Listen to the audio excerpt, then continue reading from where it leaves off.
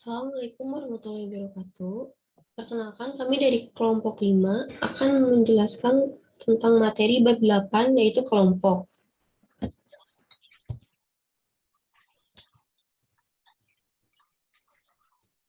Yang pertama ada tradisi sosiopsikologi yang akan dijelaskan oleh Ersa Herlina.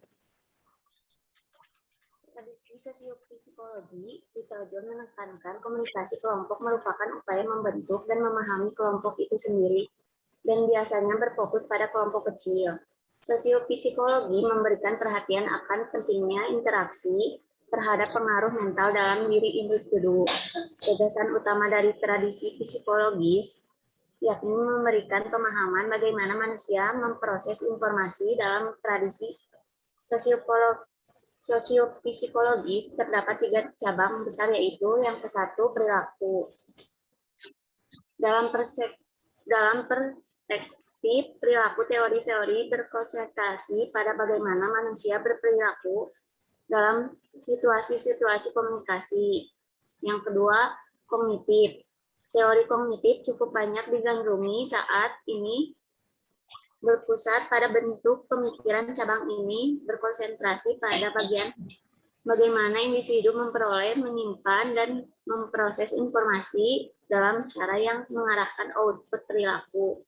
Yang ketiga, biologi. Kajian genetik diasumsikan menjadi semakin penting. Para ahli psikologi dan ahli teori perilaku pun tertarik dalam efek-efek fungsi dan struktur otak, neurosimetri, dan faktor genetik dalam menjelaskan perilaku manusia.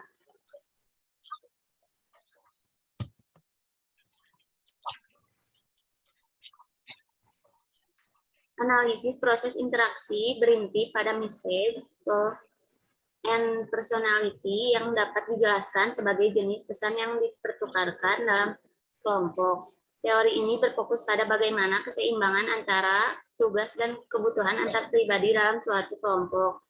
Tahapan terjadinya proses interaksi dalam kelompok. Yang ke-1, orientasi. Tahapan untuk saling bertanya, mencari tahu berbagai info tentang identitas, tujuan, tugas yang akan dikerjakan, pembagian wewenang dalam kelompok, dan lain-lain. Yang kedua, evaluasi. Tahapan pengekspresian fakta dan opini terhadap pertanyaan dan isu-isu yang muncul pada tahapan orientasi. Yang ketiga, kontrol. Tahapan di mana solidaritas dan minat per individu sudah terlihat dari pernyataan-pernyataan pada tahap evaluasi. Pada tahap ini diperlukan pengarahan atau kontrol agar tujuan kelompok tercapai. Contohnya, Tati, Depi, dan Siopi berkelompok untuk menyelesaikan tugas praktika sosial. Mereka telah bersiap membawa laptop, kertas soal, dan catatan untuk menyelesaikan tugas tersebut. Namun ketika mereka menyadari ketidakpastian tugas yang akan dikerjakan dan cara pengerjaannya, akhirnya mereka menghabiskan waktu untuk mengobrol dan bercanda.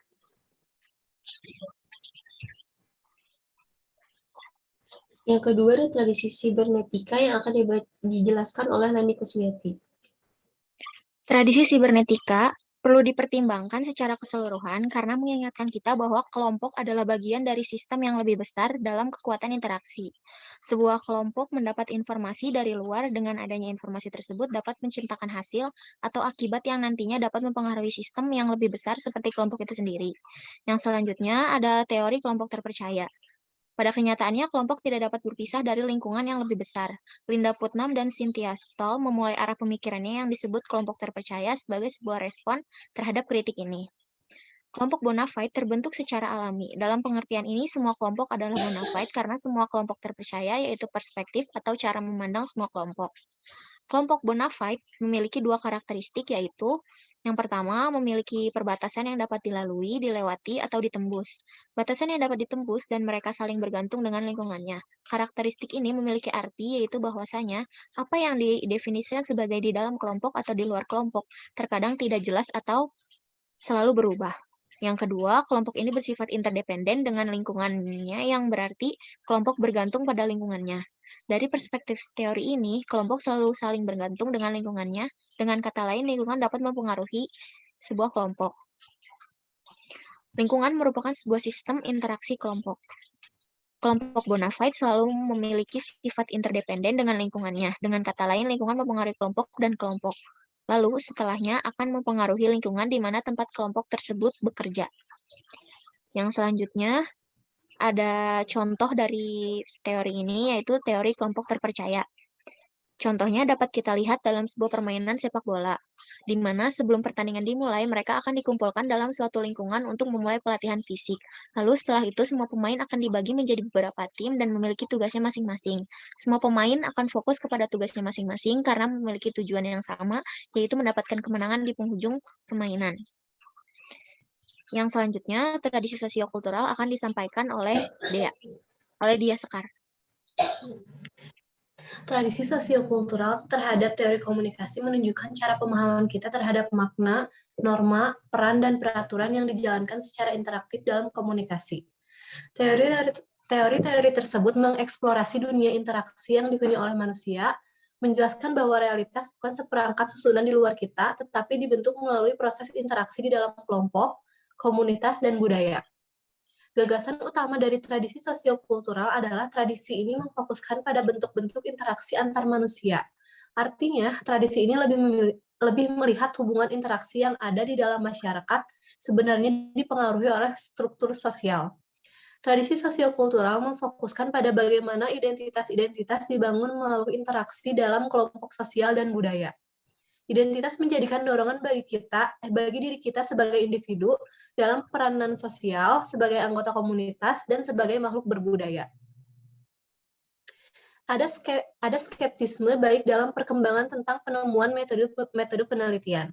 Malahan, para peneliti sosiokultural cenderung menganut ide bahwa realitas itu dibentuk oleh bahasa, sehingga apapun yang ditemukan harus benar-benar dipengaruhi oleh bentuk-bentuk interaksi prosedur penelitian itu sendiri. Layaknya semua tradisi, sosiokultural memiliki sudut pandang yang berpengaruh. Ada 4 sudut pandang dalam tradisi sosiokultural, yaitu paham interaksi simbolis, konstruksionisme, sosiolinguistik, dan etnometodologi. Yang pertama, paham interaksi simbolis berasal dari kajian sosiologi melalui penelitian Herbert Blumer dan George Herbert Mead yang menemukan pentingnya observasi partisipan dalam kajian komunikasi sebagai cara dalam mengeksplorasi hubungan-hubungan sosial. Hubungan kedua adalah paham konstruksionisme sosial. Paham ini biasanya dikenal dengan the social construction of reality. Sudut pandang ini telah melakukan penyelidikan tentang bagaimana pengetahuan manusia dibentuk melalui interaksi sosial. Pengaruh ketiga dalam tradisi sosiokultural adalah sosiolinguistik, atau kajian bahasa dan budaya. Pendekatan yang lain yang berpengaruh dalam pendekatan sosiokultural adalah etnografi atau observasi tentang bagaimana kelompok sosial membangun makna melalui perilaku linguistik dan non-linguistik mereka. Terakhir adalah etnometodologi. Pendekatan ini melihat bagaimana kita mengelola atau menghubungkan perilaku dalam interaksi sosial pada waktu tertentu. Dalam komunikasi etnometodologi telah mempengaruhi bagaimana kita melihat percakapan, termasuk cara-cara partisipan mengelola alur percakapan dengan bahasa dan perilaku nonverbal. Untuk teori dalam tradisi sosiokultural akan dilanjutkan oleh Regita. Baik, terima kasih. Lalu ada teori pemikiran kelompok. Grouping menurut Irving Janis 1972 adalah keadaan ketika sebuah kelompok membuat keputusan yang tidak masuk akal untuk menolak anggapan atau opini publik yang sudah nyata buktinya dan memiliki nilai moral. Keputusan kelompok ini datang dari beberapa individu berpengaruh dalam kelompok yang irasional tapi berhasil mempengaruhi kelompok menjadi keputusan kelompok. Grouping mempengaruhi kelompok dengan melakukan aksi-aksi yang tidak masuk akal dan tidak memedulikan pendapat-pendapat yang bertentangan di luar kelompok. Biasanya, hal ini mendera kelompok yang anggota-anggotanya memiliki latar belakang yang sama, terasing, tidak menyatu atau terisolasi, dari pendapat-pendapat luar dan tidak ada aturan yang jelas tentang proses pengambilan keputusan. Lalu, terdapat 3 asumsi atau kondisi yang mendorong teori grouping, diantaranya yang pertama, tingkat kohesivitas. Kohesi kelompok adalah suatu tingkatan yang tinggi dari anggota dalam menilai keanggotaan mereka dalam kelompok dan ingin terus bergabung di dalamnya. Kohesivitas kelompok dapat memfasilitasi adanya pengambilan keputusan dan terjadinya grouping lebih sering ditemui pada konteks di mana kelompok didominasi adanya aspek kohesi sosial emosional. Yang kedua, ada proses pemecahan masalah. Proses pemecahan masalah dalam kelompok merupakan proses yang menyatu.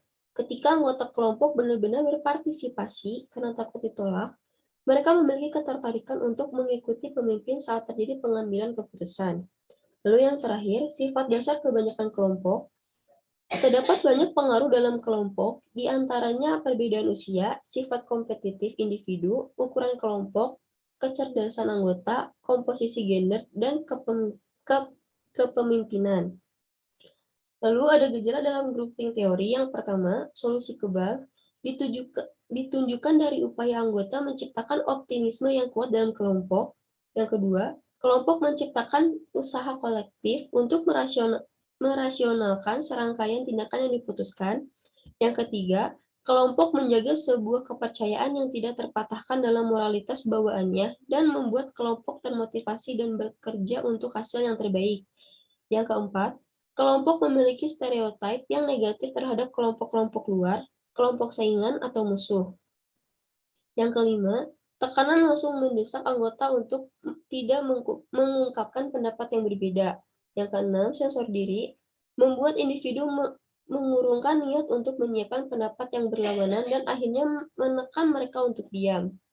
Yang ketujuh, ilusi mufakat terjadi dengan keputusan yang seolah-olah disepakati bersama, membuat kelompok mendapatkan solidaritas. Yang kedelapan, muncul pikiran waspada untuk melindungi kelompok dan pemimpin dari opini atau informasi yang berlawanan dan tidak diinginkan. Lalu ada cara mencegah dan contoh teori pemikiran kelompok. Cara mencegah pemikiran kelompok yang pertama adalah memerlukan pengawasan dan pengendalian dengan membuat komite parlemen. Yang kedua, rangkulah whistleblowing dengan melaporkan perilaku atau praktik yang tidak etis kepada orang lain. Yang ketiga, memungkinkan untuk pengajuan keberatan. Dan yang terakhir, konsensus keseimbangan dan peraturan mayoritas. Contoh populer dari groupthink adalah keputusan Amerika Serikat untuk menyerang Kuba pada tahun 1961, serta keputusan Coca-Cola untuk meluncurkan produk New Coke pada tahun 1985. Dalam kedua contoh ini, serta berbagai contoh populer lainnya, suatu kelompok gagal dalam membuat pilihan yang tepat walaupun mereka memiliki semua informasi yang mereka butuhkan. Para anggota gagal memberikan kritik dan informasi alternatif yang dapat membantu kelompok mereka menghindari keputusan yang memalukan atau tragis. Lalu selanjutnya ada tradisi kritis yang akan dijelaskan oleh Arsya Shofa.